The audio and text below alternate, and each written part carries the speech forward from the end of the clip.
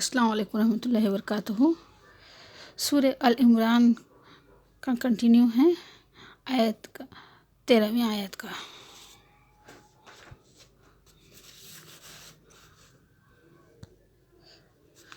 اے پیغمبر ان سے کہو کہ بھلا میں تم کو ایسی چیزیں بتاؤں جو ان چیزوں سے کہیں اچھی ہوں۔ سنو، جو لوگ پرہیزگار ہیں ان کے لیے خدا کے ہاں باغات بہشت ہیں جن کے نیچے نہریں بہہ رہی ہیں، ان میں وہ ہمیشہ رہیں گے، اور پاکیزہ عورتیں ہیں، اور سب سے بڑھ کر خدا کی خوشنودی، اور خدا اپنے بندوں کو دیکھ رہا ہے۔ جو خدا سے التجا کرتے ہیں کہ اے پروردگار، ہم ایمان لے آئے ہیں، سو ہم کو ہمارے گناہ معاف فرما اور دوزخ کے عذاب سے محفوظ رکھ۔ یہ وہ لوگ ہیں جو مشکلات میں صبر کرتے اور سچ بولتے اور عبادت میں لگے رہتے اور راہ خدا میں خرچ کرتے اور اوقات سحر میں گناہوں کی معافی مانگا کرتے ہیں۔ خدا تو اس بات کی گواہی دیتا ہے کہ اس کے سوا کوئی معبود نہیں۔ علم والے لوگ جو انصاف پر قائم ہیں وہ بھی گواہی دیتے ہیں کہ اس غالب حکمت والے کے سوا کوئی عبادت کے لائق نہیں۔ خدا پہلے رکوع ہے۔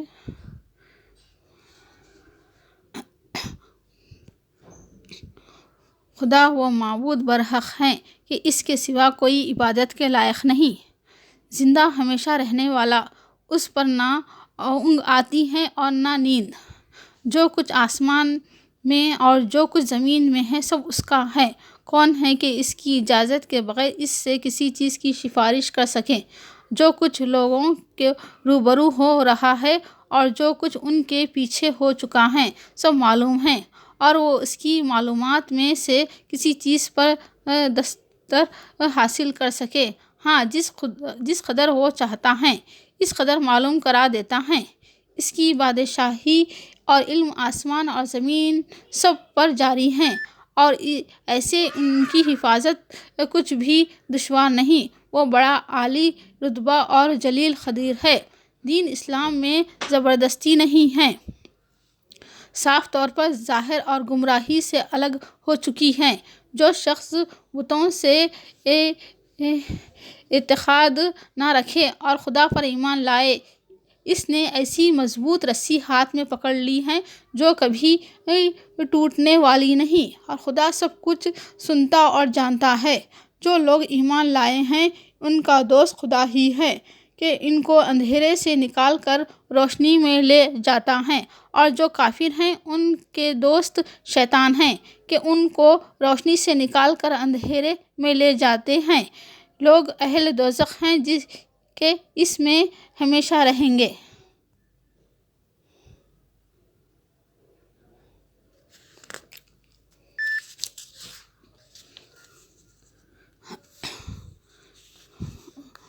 تیسری پارے کی 26ویں آیت ہے۔ تو ہی رات کو دن میں داخل کرے اور تو ہی دن کو رات میں داخل کرتا ہے، اور تو ہی ہے جان سے جاندار پیدا کرتا ہے، اور تو ہی جاندار سے بے جان پیدا کرتا ہے۔ تو ہی جس کو چاہتا ہے بے شمار رزق بخشتا ہے۔ مومنوں کو چاہیے کہ مومنوں کے سوا کافروں کو دوست نہ بنا لیں، اور جو ایسا کرے گا اس سے خدا کا کچھ عہد نہیں رہا۔ اگر اس طریق سے تم ان کے شر سے بچاؤ کی صورت پیدا کرو تو مضائقہ ہے، اور خدا تم کو اپنے غضب سے ڈراتا ہے۔ اے پیغمبر، لوگوں سے کہہ دو، کوئی بات تم اپنے دلوں میں مخفی رکھو یا اسے ظاہر کرو، خدا اس کو جانتا ہے۔ 30ویں آیت۔ اے پیغمبر، لوگوں سے کہہ دو کہ اگر تم خدا کو دوست رکھتے ہو تو میری پیروی کرو، اور خدا بھی تمہیں دوست رکھے گا اور تمہارے گناہوں کو معاف کر دے گا، اور خدا بخشنے والا مہربان ہے۔ چوتھا رکوع ہے۔ مومنوں، جو پاکیزہ اور عمدہ مال تم کو کھاتے ہو اور جو چیزیں ہم تمہارے لیے زمین سے نکالتے ہیں ان میں سے راہ خدا میں خرچ کرو، اور بری اور ناپاک چیزیں دینے کا قصد نہ کرنا کہ اگر وہ چیزیں تمہیں دی جائیں تو بجز اس کے لیتے وقت ان کی آنکھیں بند کر لو، ان کو کبھی نہ لو، اور جان رکھو کہ خدا بے پرواہ اور قابل ستائش ہے۔ اور دیکھنا، شیطان کا کہا نہ ماننا، وہ تمہیں تنگ دستی کی خوف دلاتا ہے اور بے حیائی کا کام کرنے کو کہتا ہے، اور خدا تم سے اپنی بخشش اور رحمت کا وعدہ کرتا ہے۔ وہ جس کو چاہتا ہے دانائی بخشتا ہے، اور جس کو دانائی ملی بے شک اس کو بڑی نعمت ملی، اور نصیحت تو وہی لوگ قبول کرتے ہیں جو عقل مند ہیں۔ اور تم خدا کی راہ میں جس طرح خرچ کرو، ہاں کوئی نظر مانو، خدا اس کو جانتا ہے اور ظالموں کا کوئی مددگار نہیں۔ اگر تم خیرات ظاہر دو تو وہ بھی خوب ہے، اور اگر پوشیدہ دو وہ بھی۔ اگر تم خیرات ظاہر دو تو وہ بھی خوب ہے، اور اگر پوشیدہ دو اور وہ بھی۔ اہل حاجت کو تو وہ خوب تر ہیں، اور اس طرح کا دینا تمہارے گناہوں کو بھی دور کر دے گا، اور خدا کو تمہارے سب کاموں کی خبر ہے۔ اے محمد، تم ان لوگوں کو ہدایت کے ذمہ دار نہیں بلکہ خدا ہی جس کو چاہتا ہے ہدایت بخشتا ہے۔ مومنوں، جو مال خرچ کرو گے تو اس کا فائدہ تمہیں کو ہے، اور تم تو خرچ کرو گے خدا کی خوشنودی کے لیے کرو گے۔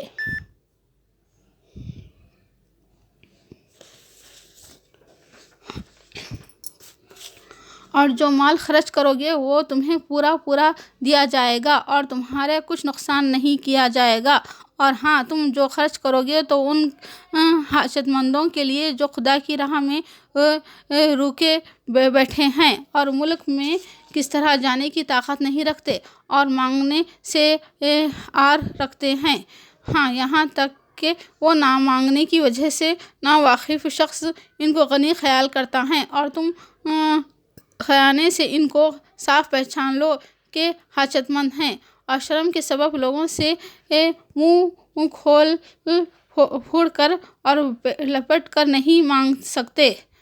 اور تم جو مال خرچ کرو گے کچھ شک نہیں کہ خدا اس کو جانتا ہے۔ جو لوگ اپنا مال رات اور دن اور پوشیدہ اور ظاہر راہ خدا میں خرچ کرتے رہتے ہیں، ان کو صلہ خدا کے پاس ہے، اور ان کے قیامت کے دن نہ کس طرح کا خوف ہوگا اور نہ غم۔ سود کے بارے میں بیان ہے۔ جو لوگ سود کھاتے ہیں وہ خبروں سے اس طرح ہوں، اس حواس یا خستہ اٹھیں گے جیسے کسی کو جن نے لپٹ کر دیوانہ بنا دیا ہوں۔ یہ اس لیے کہ وہ کہتے ہیں کہ سود بیچنا بھی نفع کے لحاظ سے ویسا ہی ہے جیسے سود لینا، حالانکہ سود کے سودے کو خدا نے حلال کیا ہے۔ سود کو حرام تو جس شخص کے پاس خدا کی نصیحت پہنچی اور وہ سود لینے سے باز آ گیا تو جو پہلے ہو چکا وہ اس کا اور قیامت اس کا معاملہ خدا کے سپرد، اور جو پھر لینے لگا تو ایسے لوگ دوزخی ہیں کہ ہمیشہ دوزخ میں جلتے رہیں گے۔ خدا سود کو نابود یعنی بے برکت کرتا اور خیرات کو برکت کو بڑھاتا ہے۔ خدا کی ناشکری گنہگار کو دوست نہیں رکھتا، اور خدا کسی ناشکرے گنہگار کو دوست نہیں رکھتا۔ مومنوں، خدا سے ڈرو، اور اگر ایمان رکھتے ہو تو جتنا سود باقی رہ گیا ہے اس کو چھوڑ دو۔ اگر ایسا نہ کرو گے تو خبردار ہو جاؤ کہ تم خدا اور رسول سے جنگ کرنے کے لیے تیار ہوتے ہو۔ اگر توبہ کر لو گے اور سود چھوڑ دو گے تو تم کو اپنی اصل رقم لینے کا حق ہے، جس میں نہ اوروں کا نقصان اور نہ تمہارا نقصان۔ اگر قرض لینے والا تنگ دست ہو تو اسے کشائش کے حاصل ہونے تک مہلت دو، اور اگر زر بخش ہی دو تو تمہارے لیے زیادہ اچھا ہے، بشرط سمجھو اور اس دن سے ڈرو جب کہ تم خدا کے حضور میں لوٹ کر جاؤ گے۔ مومنو، جب تم آپس میں کسی میعاد معین کے لیے خرچ کا معاملہ کرنے لگو تو اس کو لکھ لیا کرو، لکھنے والا تم میں کسی کا نقصان نہ کرے بلکہ انصاف ہی سے لکھے۔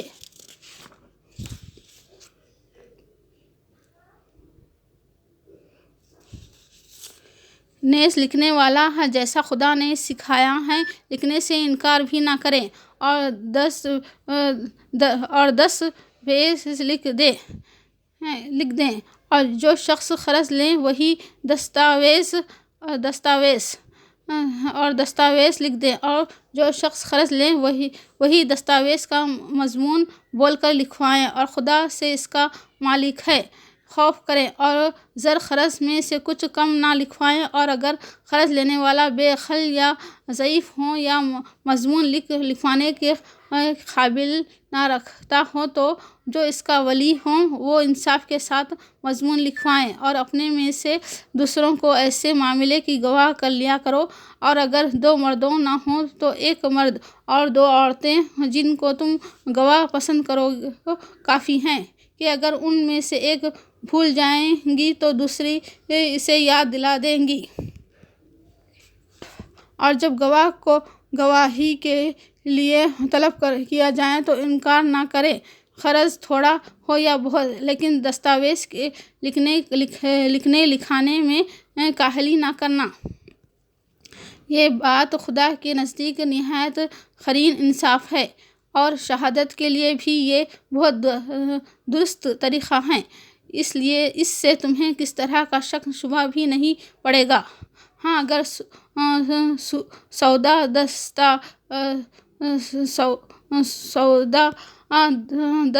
بدست ہو تو تم آپس میں لیتے دیتے ہو جو اگر ایسے معاملے کی دستاویز نہ لکھوائے تو تم پر کچھ گناہ نہیں۔ اور جب خرید فروخت کیا کرو تو بھی گواہ کر لیا کرو، اور کاتب دستاویز اور گواہ معاملے کرنے والوں کو کس طرح کا نقصان نہ کرے۔ اگر تم لوگ ایسا کرو گے تو یہ تمہارے لیے گناہ کی بات ہے۔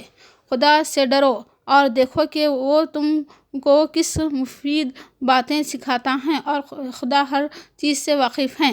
اور اگر تم سفر میں ہو تو دستاویز لکھنے والا مل نہ سکے تو کوئی چیز رہن یا قبضہ رکھ کر قرض لے لو، اور اگر کوئی کسی کو امین سمجھے رہن کے بغیر قرض دے دے تو امانت دار کو چاہیے کہ صاحب امانت ادا کرے دیں اور خدا سے ڈریں اور دیکھنا شہادت کو مت چھپانا، جو اس کو چھپائے گا وہ مول کا گنہگار ہوگا۔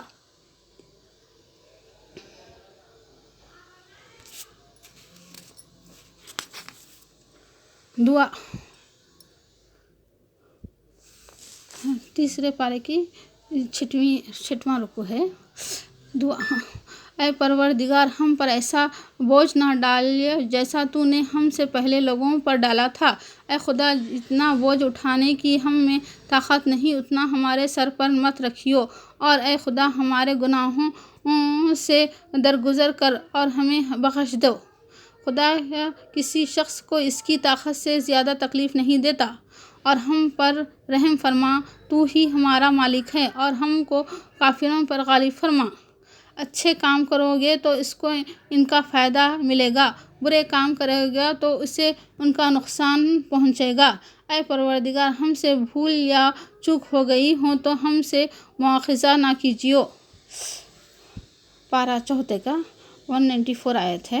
اے پروردگار، ہمارے گناہ معاف فرما اور ہماری برائیوں کو ہم سے محو کر اور ہم کو دنیا سے نیک بندے ان کے ساتھ اٹھا۔ آمین آمین۔ 6ویں پارے میں ہیں یہ دعائیں ہیں، سب ایک جگہ کر کے لکھی گئی ہیں، اللہ تعالیٰ سے جو دعائیں مانگ رہے ہیں، تیسرے پارے کی، 4 پارے کی اور 6ویں پارے کی دعائیں ہیں پورے۔ آمین، اللہ رحم کرے۔ اور جب تم کو کوئی دعا دیں تو جواب میں تم اس سے بہتر کلمے سے اسے دعا دو۔ ہاں، انہیں لفظوں سے دعا دو بے شک خدا ہر چیز کا حساب لینے والا ہے۔ امانت والوں کی امانتیں ان کے حوالے کر دیا کرو۔ جب لوگوں میں فیصلہ کرنے لگو تو انصاف سے فیصلہ کیا کرو۔ مومنوں، خدا اور اس کے رسول کی فرما برداری کرو، اور جو تم میں سے صاحب حکومت ہیں ان کو بھی۔ اگر کسی بات میں اختلاف واقع ہو تو خدا اور اس کے رسول کے حکم کے طرف رجوع کرو۔ کہہ دو کہ رنج اور راحت سب اللہ ہی کی طرف سے ہیں۔ خدا لڑائی کے اعتبار سے بہت سخت ہے اور سزا کے لحاظ سے بھی سخت بہت ہے۔ جو شخص نیک بات کی سفارش کریں تو اس کو اس کا ثواب میں سے حصہ ملے گا۔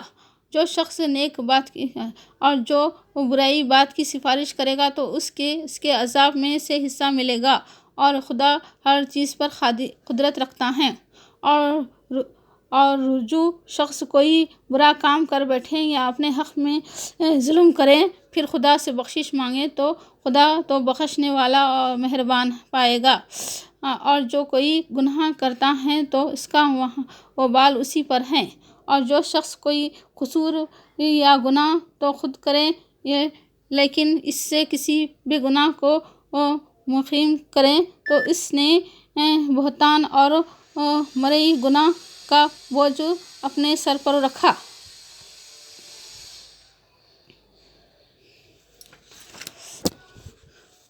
پارہ 32ویں آیت ہے۔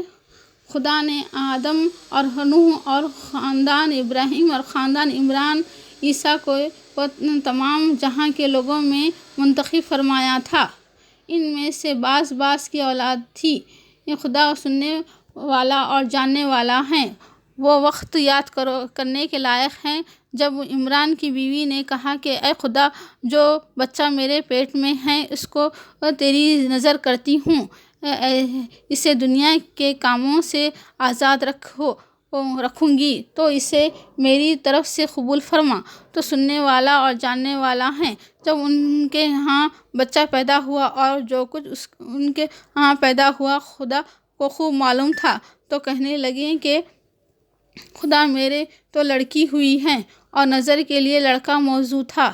لڑکی لڑکے کی طرح ناتوان نہیں ہوتا، اور میں نے اس کا نام مریم رکھا ہے، اور میں اس کو اور اس کی اولاد کو شیطان مردود سے تیری پناہ میں دیتی ہوں۔